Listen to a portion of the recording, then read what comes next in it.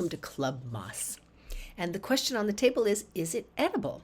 Well, both types of club moss, the Western and the Chinese, can be used medicinally, safely, when used properly, to treat fevers, pain, swelling.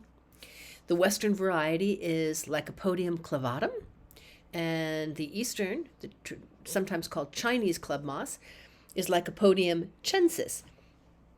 And it's considered to be probably unsafe to eat as a food, right? When you're eating something as a food, it's generally in much larger doses than you could be using it as a medicine.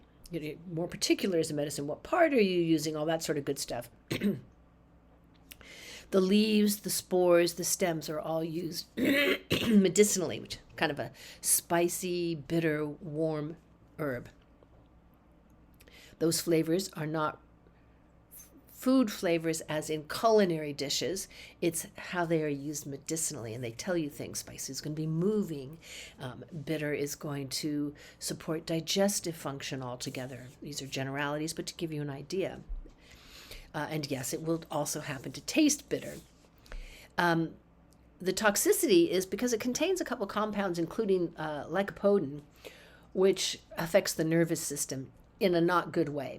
The compound huperzine A, that's found only in Chinese club moss, Lycopodium chensis, is wonderful for treating memory loss and lucid dreaming, all these kinds of things. But lycopodium,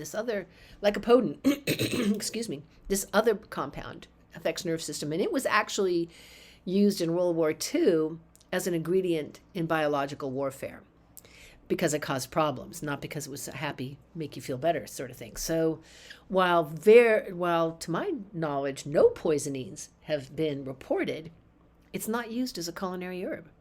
And believe me, if there were poisonings associated with it, you would be hearing it. But I think it's important to shout out some of these things that are found and what happens when they're used in isolation.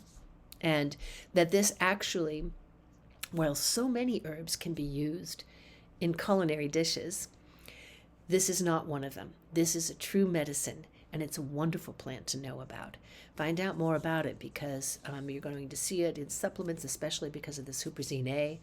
Very important research being done on its effectiveness for dementia, Alzheimer's, even schizophrenia and depression. But it's just not a tasty snack treat.